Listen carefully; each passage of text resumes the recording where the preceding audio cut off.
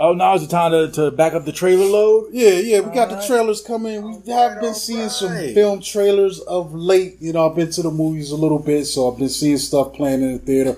And stuff's coming out online too, you know, so oddly enough, the first one that I saw recently was him. Mm-hmm. Actually, the first time I saw it was when I saw Sinners the first time, which was interesting because right after that movie went out, I went online to look for the trailer, and apparently you could only see it at that time if you went to see Sinners. So I think maybe later that week they put it out on the internet. Yeah, because I ain't been to the theaters, and I'm seeing joints on YouTube. Yeah, but this one's wild looking. It's produced by Jordan Peele, and it's kind of wild how they lead with that. So everybody thinks that it's directed by Jordan Peele, but it's not. Who's the director on this? I want to get in their props because they usually get drowned in this stuff.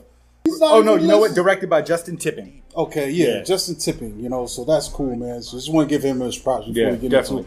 But it's a Monkey Paw production, and it looks like to be a young football prospect who was being shown the ropes by a veteran, and it looks like a veteran being played by Marlon Wayans, and this look like it's going to get crazy in the psychological aspect. I don't know where this film's going to go, but the film, the trailer looks really intense, man. Yes, and shout out to Marlon Wayans, who looks like he's bringing it in this because he does. People know him from the Wayans brothers kind of stuff, but I have seen some films where he is flexing some dramatic chops, and I think he's going to kill it in this film, bro. Absolutely, and I mean the film drops September 19th, so everybody be on the lookout for it. But what I like about the trailer, what really pulled me in, it starts like a Nike commercial. Like you think they're going to be selling like, you know, shirts or cleats or something, and then it really, you know, it gets real dark, and I think that personally, it's going to focus on like the darker side of how hard these athletes have to push themselves to make it to the professional level. You know what I'm saying? Not only for themselves, but the people around them. You know what I mean? Like it gets, you know, the stuff that they'll put their body through and how it must weigh on them mentally, constantly feeling like every step you take is a competition, if not with someone else, then with yourself. I think that, you know, there's going to be a lot of metaphorical stuff going on where, you know, we do see like some monster imagery going on the back end of the trailer. So we don't really know if it's, you know, in his mind or if it's actually on the field. But that's a really cool approach because I watched a lot of sports films and I haven't seen many take that kind of spin on it, if that's what they're going to do. You know what I'm saying? So that's I'm definitely on the lookout for that one, September 19th.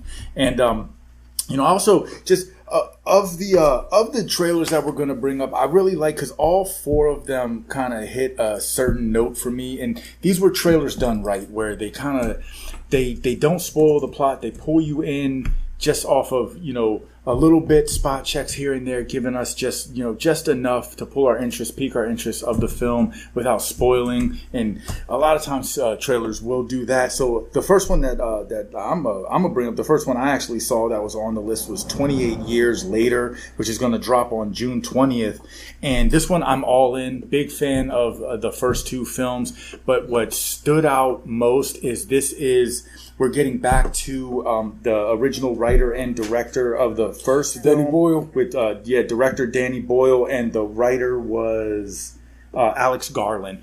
You know, they definitely strayed off that path in 28 weeks later, and you could feel it. You could see it was just a completely different film, aesthetically, not conceptually, because overall we're getting the survivors versus the infected. This one looks like it's going to be no different from that concept, but you know, it's taking place 28 years after the initial virus spread. You know what I'm saying? Which there's a lot of liberties, there's a lot of things that they can do, because obviously, even though this franchise kind of separated the tone of their zombies, gave us a completely different look and aesthetic of what these zombies are. They're not the living dead. They are actually infected human beings. Virus, the rage, so to speak. So you would think they fast as shit. They are super fast. I don't know, man. Like, it makes you wonder, would you want to live in this world 28 years later of this? Like, I mean, Return of the Living Dead is my favorite film, but I don't want to live in a zombie apocalypse. I don't.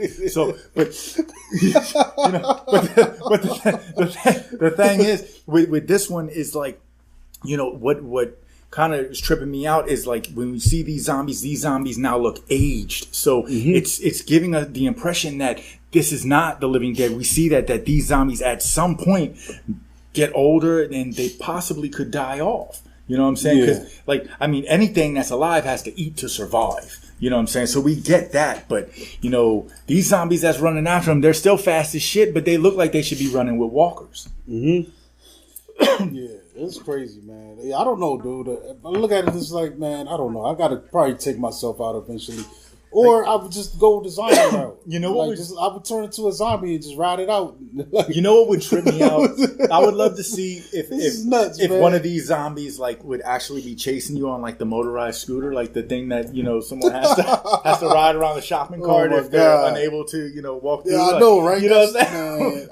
You know what? I think these zombies will probably burn out or eventually deteriorate. I don't think they're like the Romero perma zombies, because I feel like if you didn't eat after a while, your body would just waste away. You would get skinny and like, because like with the Romero zombie, I guess the theory is that the infection keeps your flesh from rotting as it would naturally and deteriorating in that way. You don't need food really, but you still thirst to try to eat, but even though the food doesn't nourish your body or whatever, so they're a little bit different. Like at least Max Brooks's book, the World War Z book, kind of broke it down in an interesting way. It's like that infection, it keeps other bacteria that would normally break your body down and attack dead flesh from doing that. So these things, they stay, they don't deteriorate. Except, you know, over time they wear down, but it's not like you leave a body out for 6 months, it's going to be bones. You know what I'm saying? Yeah. Outside, but this virus prevents that from happening. But these things, I think, on the other hand,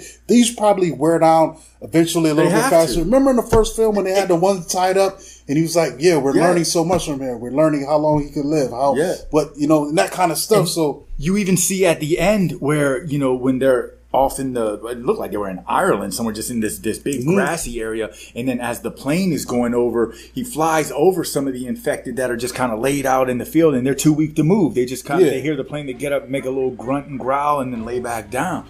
So, I mean, that's the thing. These are not, you know, dead creatures that came back to life or that are, you know, still have their motor skills. These are people that are infected. So, you know, it's like I said, it's very, very cool approach to switch the whole dynamic of the zombie. You know what I'm saying, with this film. So I'm definitely looking forward for this one. And like I said, it's going to drop for us again on June 20th. So be on the lookout. I'm looking forward to that. So let me see, what's the next one I got on here? I got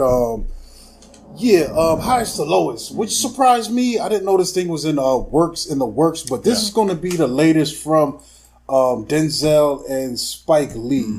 So they're teaming up again, which I think is really cool, man, to have these guys back together one last time. Absolutely. You know, who knows, man? Denzel could quit acting tomorrow. You know, we don't know. So I got to look up the story of this real quick. Because all we get is a bunch of, you know, imagery, which I appreciate. They're not giving away the movie too much. But from what I could tell, what do we got? I think this is actually a film adaptation. It's kind of a remake. I think Akira Kurosawa first tackled this, and his film was a remake or adaptation of an American novel or something, some story that he had read. Okay. So this one's going to be a play on that, taking some of those elements and putting it into this film. But I think Spike is really remixing this thing. So in this film, when a Titan music mogul is targeted with the ransom plot, he is jammed up in a life or death moral dilemma, a reinterpretation of a Kurosawa's crime thriller, High and Low, now played out on the main streets of modern day New York City. And this is kind of cool. We've got Spike Lee, you know, directing. We also got Denzel Washington in this. Jeffrey Wright, A$AP Rocky is also in this, man. So that's kind of notable. And I heard he did a good job, you know, according to the early buzz. Aubrey Joseph, who else we got in here? Michael Potts, Ice Spice has a cameo. I don't know what the role is going to be, man. But there's some people in here, man. So I think this is a revolving around music industry stuff, you know, so music mogul, but I don't know. That's all we know. Yeah. And I kind of appreciate that. Nah, that's what I'm saying.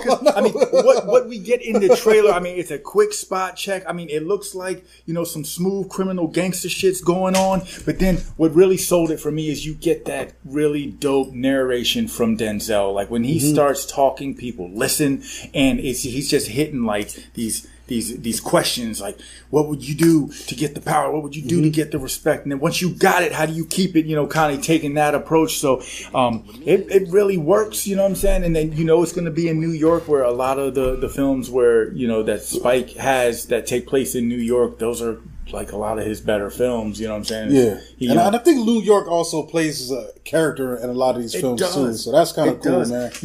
What is a bummer though, I mean, it's getting a limited theatrical release in August 22nd. It should be a high profile film, but it is going to be streaming on Apple Plus September 5th.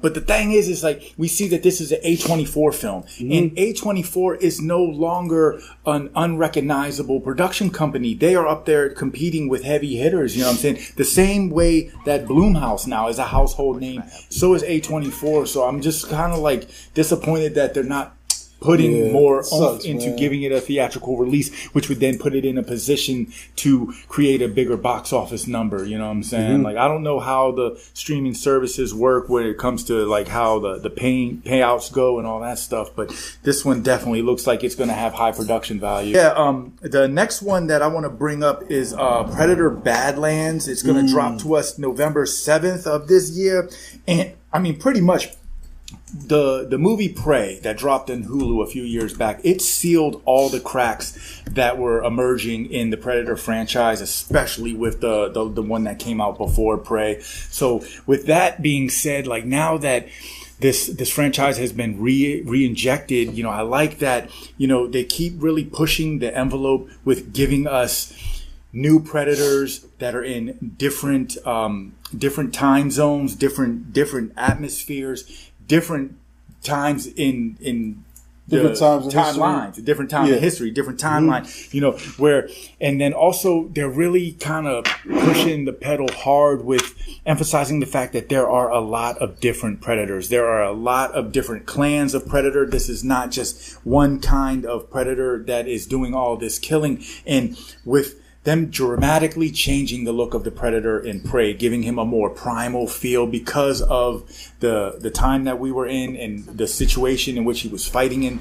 Not only are they changing the Predators, but they changed the weapons to kind of, fit the time that they're in, you know what I'm saying? So I like that, you know what I'm saying? I think it's really cool, and they have a lot of liberties, and we see that in this trailer. It starts off, it looks like it's more in a futuristic setting, which is understandable, considering that this species kind of is, they're aliens for all intents and purposes. But initially you see the Predator pick up the xenomorph skull, so they might touch on some of that AVP that's going on, which is really cool, because that is a well that they could dig a lot deeper into as well.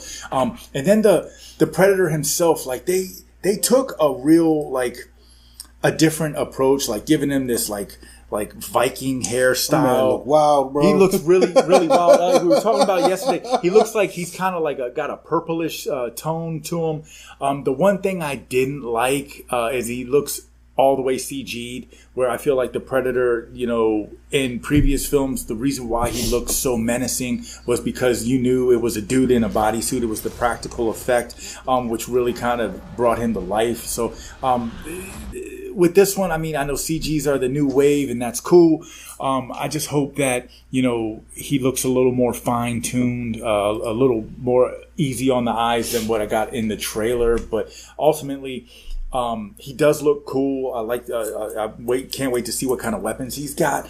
But for me, it's really going to hit heavy with the story arc. I haven't liked how they looked in these last few films, but I did like Prey a whole lot. I wasn't sold on the design.